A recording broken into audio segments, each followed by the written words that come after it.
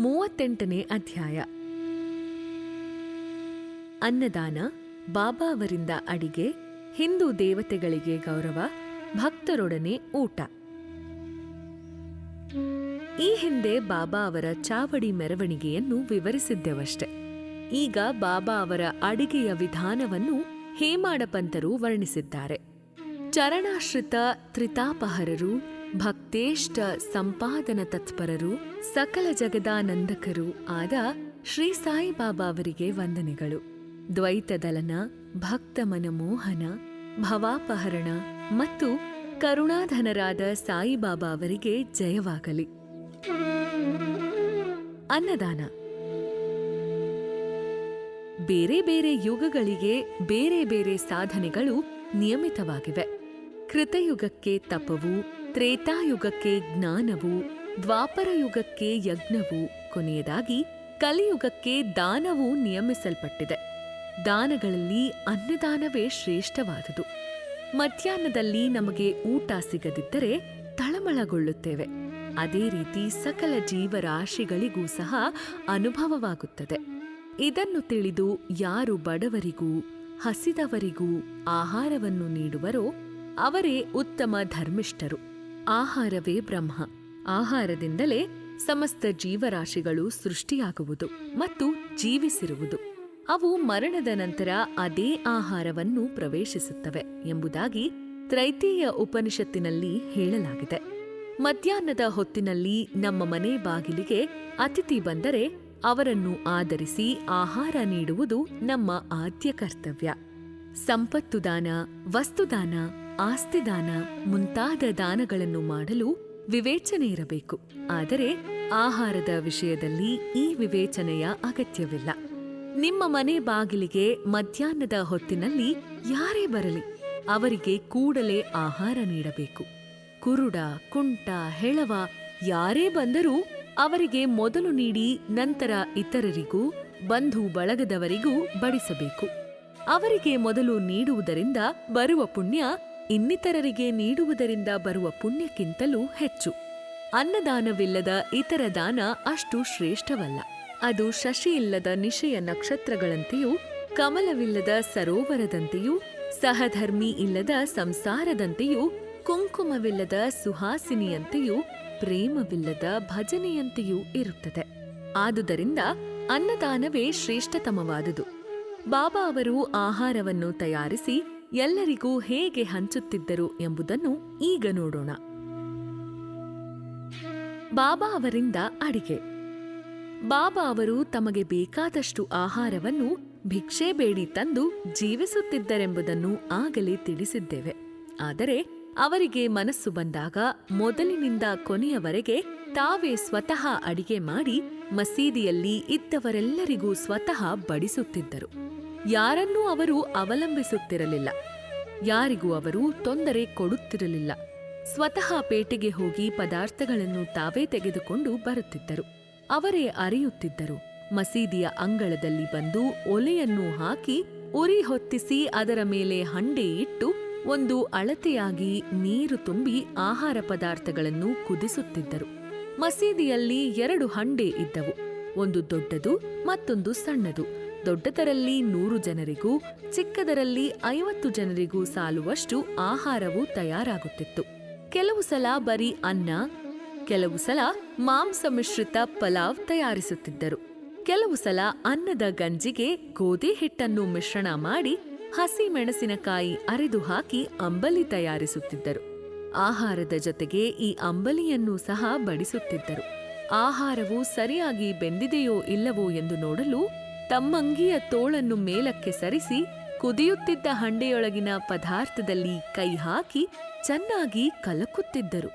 ಆದರೂ ಅವರ ಕೈ ಸುಡುತ್ತಿರಲಿಲ್ಲ, ಮುಖ ಕೆಂದುತ್ತಿರಲಿಲ್ಲ. ಆಹಾರವನ್ನು ಮೊದಲು ತಾತ್ಯಾ ಪಾಟೀಲ ಮತ್ತು ಭಾಳಸಾಪತಿಯವರಿಗೆ ಕಳುಹಿಸಿ ಉಳಿದುದನ್ನು ಎಲ್ಲರಿಗೂ ಸ್ವಹಸ್ತದಿಂದ ಬಡಿಸುತ್ತಾ ತೃಪ್ತಿ ಪಡೆಯುತ್ತಿದ್ದರು. ಈ ರೀತಿ ಬಾಬಾ ಅವರ ಹಸ್ತದಿಂದ ಆಹಾರವನ್ನು ಪಡೆದು ಜನರು ನಿಜಕ್ಕೂ ಧನ್ಯರಾದರು. ಬಾಬಾ ಸಸ್ಯಾಹಾರ ಮತ್ತು ಮಾಂಸಾಹಾರಗಳನ್ನು ಎಲ್ಲ ಭಕ್ತರಿಗೂ ಕೊಡುತ್ತಿದ್ದರೆ ಎಂದು ಕೆಲವರು ಅನುಮಾನದಿಂದ ಪ್ರಶ್ನೆ ಕೇಳಬಹುದು. ಇದಕ್ಕೆ ಬಹು ಸುಲಭ ಮತ್ತು ನೇರವಾದ ಉತ್ತರ ಇದೆ.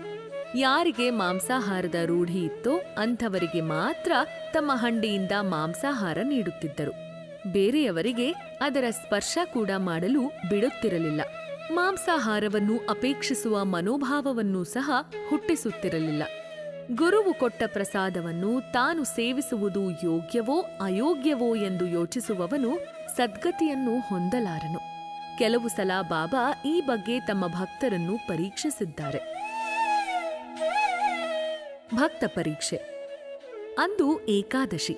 ಬಾಬಾ ಅವರು ದಾದಾ ಕೇಳಕರ ಅವರನ್ನು ಕರೆದು, ನೀನೇ ಸ್ವತಃ ಹೋಗಿ ಮಾಂಸವನ್ನು ತೆಗೆದುಕೊಂಡು ಬಾ ಎಂದು ಹೇಳಿ ಹಣ ಕೊಟ್ಟರು. ದಾದಾ ಕೇಳಕರರು ಆಚಾರಶೀಲ ಬ್ರಾಹ್ಮಣರು. ಸದ್ಗುರುವಿಗೆ ಧನ, ಧ್ಯಾನ, ಉಡುಪು ಇವುಗಳನ್ನು ಮಾತ್ರ ಅರ್ಪಿಸಿದರೆ ಸಾಲದು. ಅವರ ಆಜ್ಞೆಗಳು ಏನೇ ಆಗಿರಲಿ ಅವುಗಳನ್ನು ಪಾಲಿಸಬೇಕೆಂದು ಅವರು ಅರಿತಿದ್ದರು. ಅವರ ಆಜ್ಞೆಯನ್ನು ಪಾಲಿಸುವುದೇ ನಿಜವಾದ ದಕ್ಷಿಣೆ ಎಂದು ಭಾವಿಸಿ ಸಂತೋಷದಿಂದ ಹೊರಟರು. ಆಗ ಬಾಬಾ ಅವರು ಅವರನ್ನು ಹಿಂದಕ್ಕೆ ಕರೆದು, ನೀನು ಹೋಗಬೇಡ, ಬೇರೆ ಯಾರನ್ನಾದರೂ ಕಳುಹಿಸು ಎಂದರು. ಆಗ ದಾದಾ ತಮ್ಮ ಮನೆ ಜವಾನ ಪಾಂಡುವನ್ನು ಕಳುಹಿಸಿದರು. ಬಾಬಾ ಅವರು ಪುನಃ ಅವನನ್ನು ಕರೆದು ಅವನನ್ನೂ ತಡೆದರು. ಇನ್ನೊಂದು ಸಂದರ್ಭದಲ್ಲಿ ಬಾಬಾ ಅವರು ಕೇಳಕರರನ್ನು ಕರೆದು, ಈ ಪುಲಾವ್ ಹೇಗಿದೆ ನೋಡು ಎಂದರು.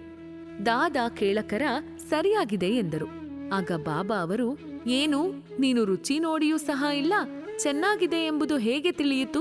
ಮುಚ್ಚಳ ತೆಗೆದು ನೋಡು ಎಂದು ಹೇಳಿ ಅವರ ಕೈಯನ್ನು ಆ ಪಾತ್ರೆಯೊಳಗೆ ಹಾಕಿ ಸ್ವಲ್ಪ ತೆಗೆದು ತಟ್ಟೆಗೆ ಹಾಕು, ಗೊಣಗುಟ್ಟಬೇಡ, ನಿನ್ನ ಆಚಾರವನ್ನು ಬದಿಗಿಡು ಎಂದರು.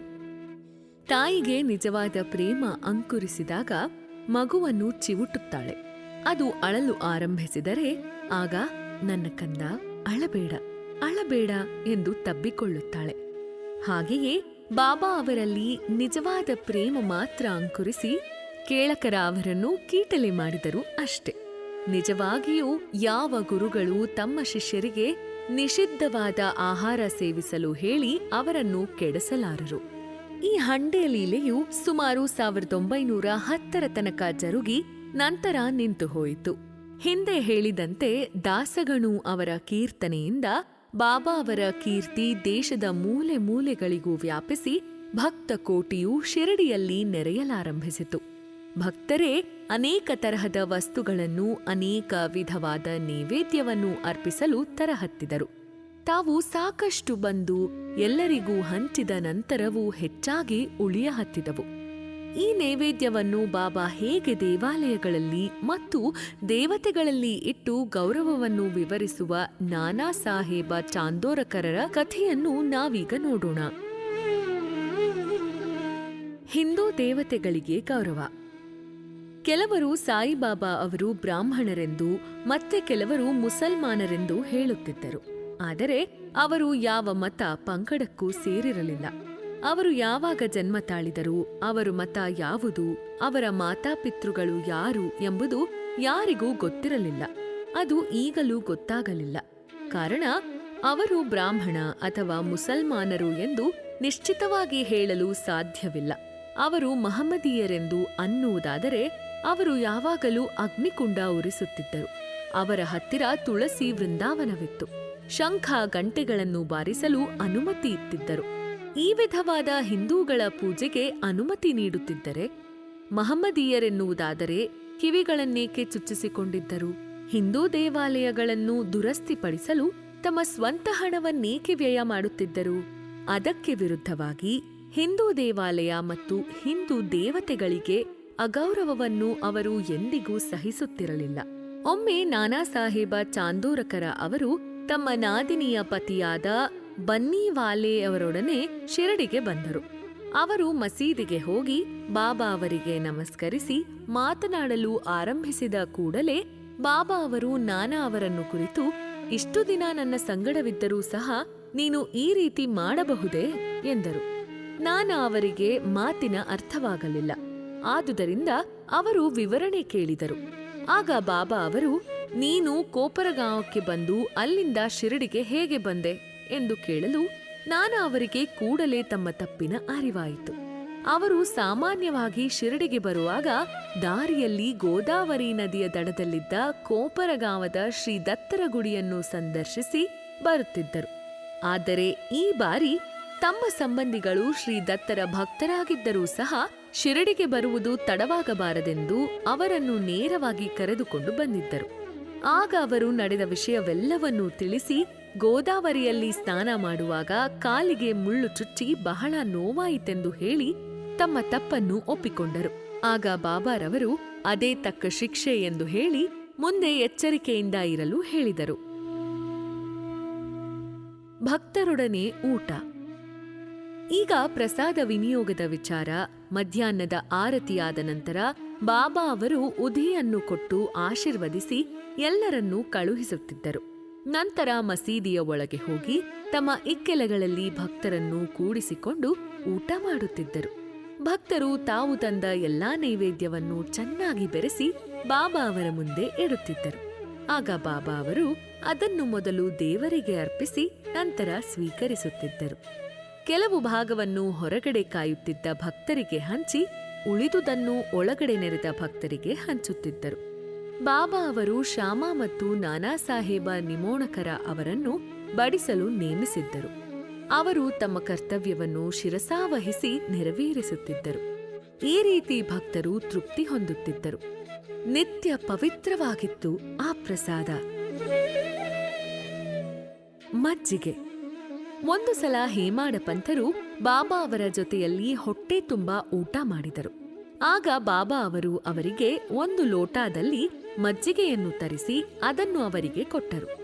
ಅದರ ಬಿಳಿ ಬಣ್ಣವು ಅವರಿಗೆ ಮೆಚ್ಚುಗೆಯಾಯಿತು. ಆದರೆ ಅದಕ್ಕೆ ಹೊಟ್ಟೆಯಲ್ಲಿ ಸ್ಥಳವಿಲ್ಲ ಎಂದು ಚಿಂತಿಸಿದರು. ಆದರೂ ಸ್ವಲ್ಪ ರುಚಿ ನೋಡಿದರು. ಅವರ ಮನೋಭಾವವನ್ನು ಕಂಡ ಬಾಬಾರವರು, ಇಂತಹ ಸಂದರ್ಭ ಮತ್ತೊಮ್ಮೆ ದೊರಕಲಾರದು, ಪೂರ್ತಿ ಕುಡಿದು ಬಿಡು ಎಂದರು. ಹೇಮಾಡ ಪಂಥರು ಪೂರ್ತಿ ಕುಡಿದರು. ಬಾಬಾ ಅವರ ಭವಿಷ್ಯ ನಿಜವಾಯಿತು.